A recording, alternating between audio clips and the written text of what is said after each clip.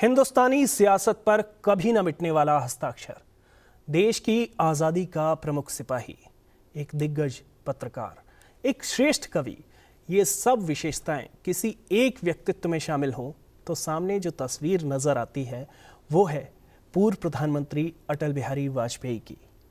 नमस्कार, स्वागत है आपका संसद टीवी पर। मैं हूं नवविक्रम सिंह। आज अपने विशेष कार्यक्रम में बात करेंगे पूर्व प्रधानमंत्री अटल बिहारी वाजपेयी की। बात करेंगे उनके राजनीतिक जीवन के बारे में, साथ ही जानेंगे कि कैसे एक राजनेता ने न सिर्फ जनता के दिलों पर राज किया बल्कि अपने प्रतिद्वंदियों का भी दिल जीता। कोट दीप जल रहे तमसा चीर चीर कर, कोट चरण बढ़ रहे ध्येय की ओर ललकर। आंसू नहीं श्वेत शौर्य की आज मांग है, आंसू नहीं श्वेत शौर्य की आज मांग है। कंठ कंठ में मर मिटने का अमिट राग है, प्राण पुष्प ही नहीं करो जीवन का अर्पण। अब न सहेंगे जननी के क्लेशों का कर्षण, कंटक पथ पर पांव बढ़ाते गाते जाना, हर बाजी पर हमें यहाँ सर्वस्व लगाना। जन्म मरण का खेल अनूठा, इसमें हार नहीं है, वह क्या चल पाएगा जिसको पथ से प्यार नहीं है।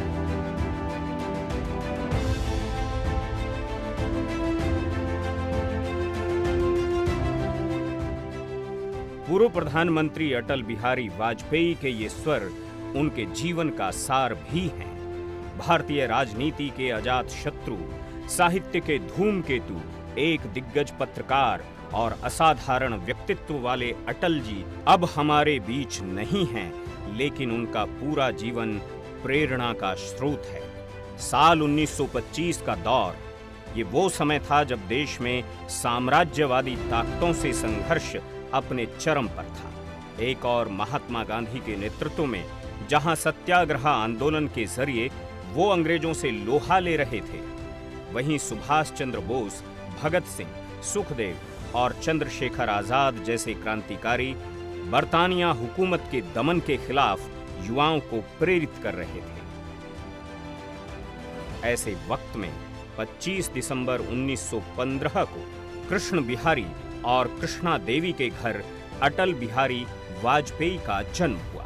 किशोरावस्था से ही सामाजिक रूप से सक्रिय और राष्ट्रीय स्वयंसेवक संघ के सदस्य बने। विक्टोरिया कॉलेज में पढ़ाई के दौरान ही उन्होंने छात्र राजनीति में प्रवेश किया।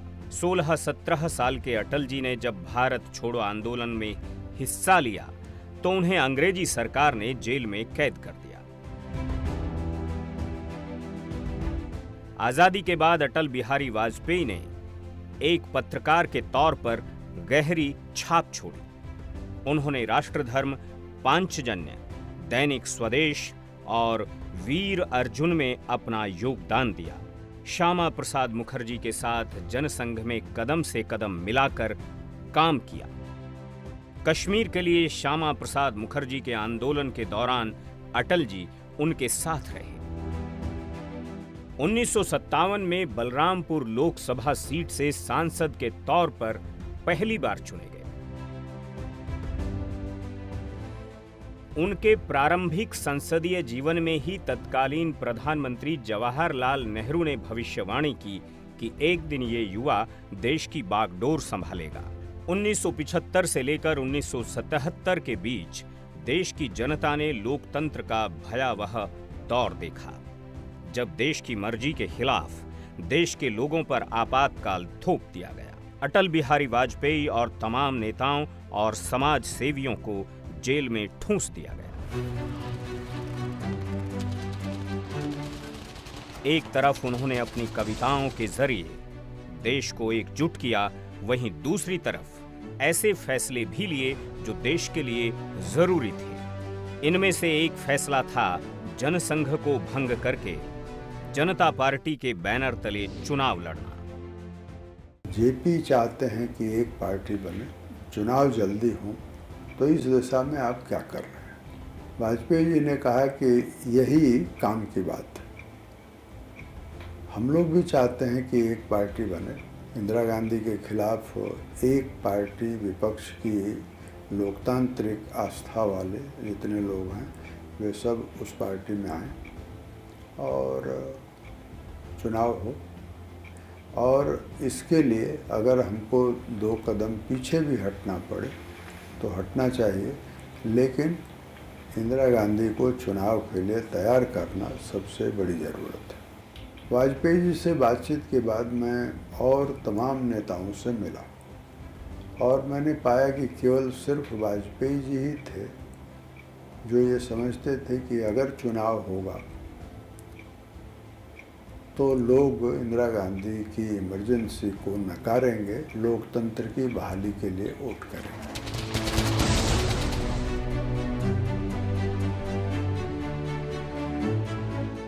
आपातकाल के बाद हुए चुनाव में जनता पार्टी की सरकार बनी और अटल बिहारी वाजपेयी को विदेश मंत्री के तौर पर जिम्मेदारी दी गई।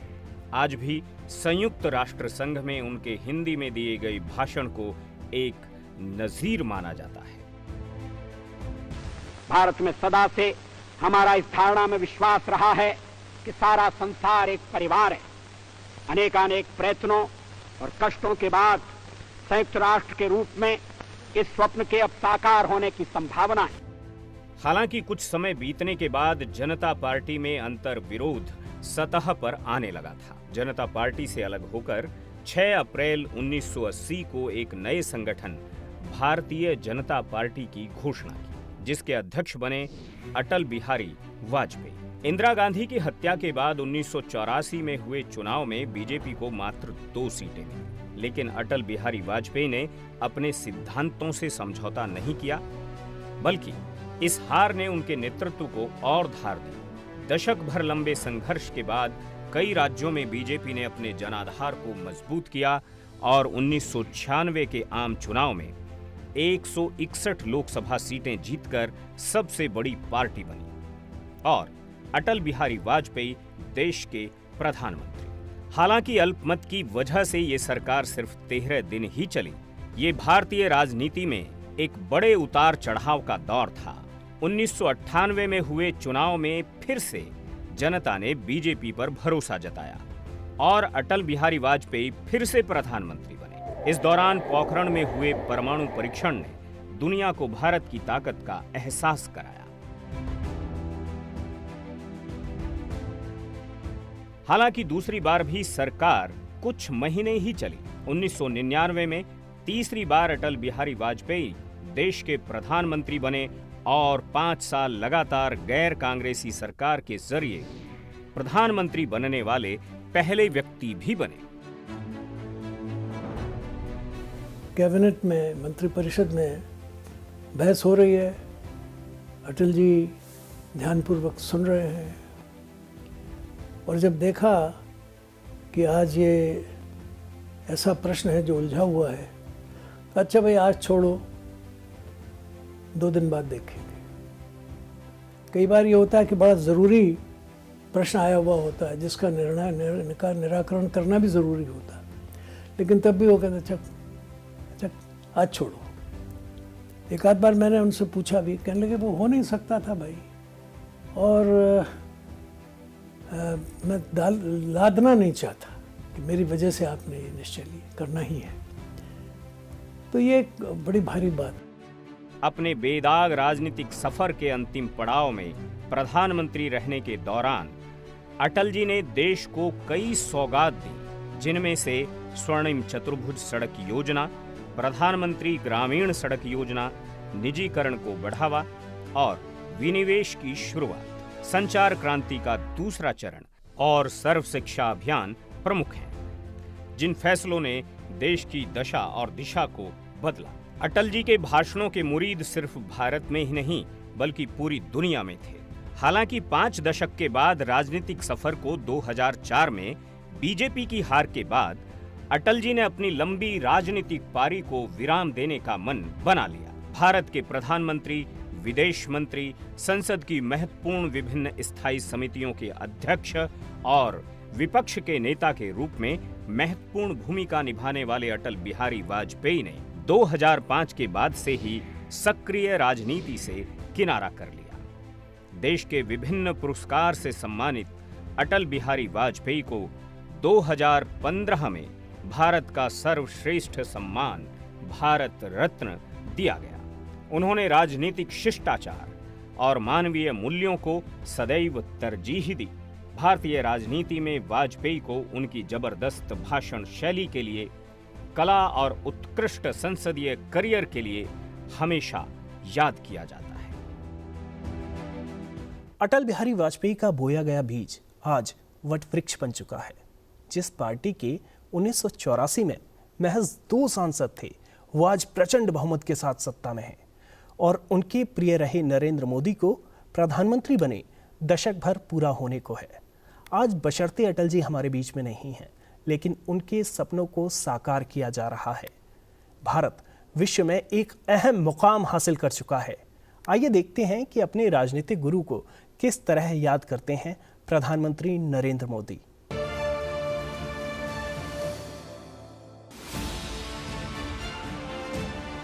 अटल जी एक सच्चे देशभक्त थे। किशोर अवस्था से लेकर के जीवन के अंत तक शरीर ने जब तक साथ दिया, वे जिए देश के लिए, देशवासियों के लिए, उसूलों के लिए, सामान्य मानवी के अरमानों के लिए। एक विचार के प्रति प्रतिबद्धता के कारण, राष्ट्र के प्रति पूर्ण समर्पण होने के कारण शून्य में से सृष्टि का निर्माण कैसा होता है, उसे करने वालों में एक महापुरुष अटल बिहारी वाजपेयी अग्रिम पंक्ति में उनका नाम है। ये देश अटल जी के योगदान को कभी नहीं भुला सकता। उनके नेतृत्व में हमने परमाणु शक्ति में भी देश का सर ऊपर किया। पार्टी नेता हो, संसद सदस्य हो, मंत्री हो या प्रधानमंत्री, अटल जी ने प्रत्येक भूमिका में एक आदर्श को प्रतिष्ठित किया। अटल जी की वाणी वो सिर्फ भारतीय जनता पार्टियों की आवाज नहीं बनी थी। अटल जी बोल रहे हैं मतलब देश बोल रहा है। अटल जी बोल रहे हैं मतलब देश सुन रहा है।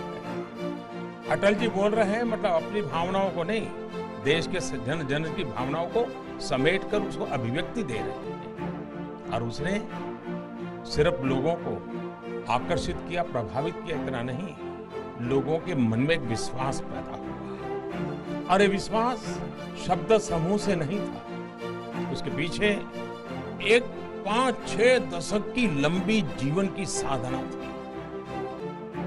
और जब देश हित की जरूरत थी, लोकतंत्र बढ़ा कि मेरा संगठन बढ़ा, लोकतंत्र बढ़ा कि मेरा दल बढ़ा, लोकतंत्र बढ़ा कि मेरा नेतृत्व बढ़ा। इसका जब कसौटी का समय आया तो ये दीर्घदृष्टा नेतृत्व का सामर्थ्य था। उसने लोकतंत्र को प्राथमिकता दी, दल को आहूत कर दिया।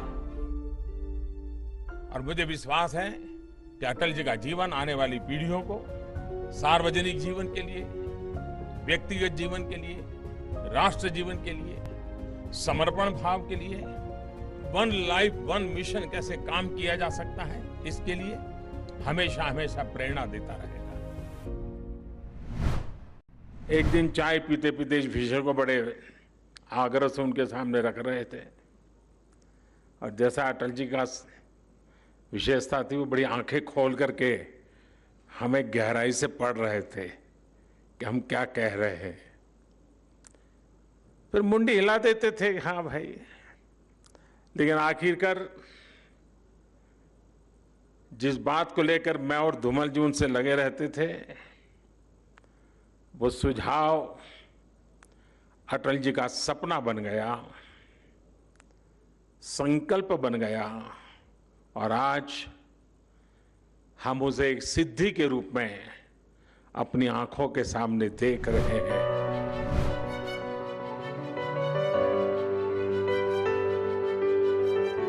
अटल जी के जीवन की सबसे बड़ी विशेषता के रूप में बहुत सी चीजें कही जा सकती हैं, और एक भी बात दूसरे से कम नहीं हो सकती। लोगों ने उन्हें उत्तम सांसद, संवेदनशील लेखक, श्रेष्ठ वक्ता, लोकप्रिय प्रधानमंत्री के रूप में याद किया है और करते हैं। सुशासन यानी गुड गवर्नेंस को मुख्य धारा में लाने के लिए यह देश सदा अटल जी का आभारी रहेगा। उनके समृद्ध और विकसित भारत के सपने को पूरा करने का संकल्प दोहराते हुए मैं हम सब की ओर से अटल जी को श्रद्धांजलि अर्पित करता हूं। हमारे इस कार्यक्रम में इतना ही। आप हमारा ये कार्यक्रम संसद टीवी के YouTube चैनल पर भी देख सकते हैं। मुझे और मेरे साथियों को दीजिए इजाजत। आप देखते रहिए संसद टीवी।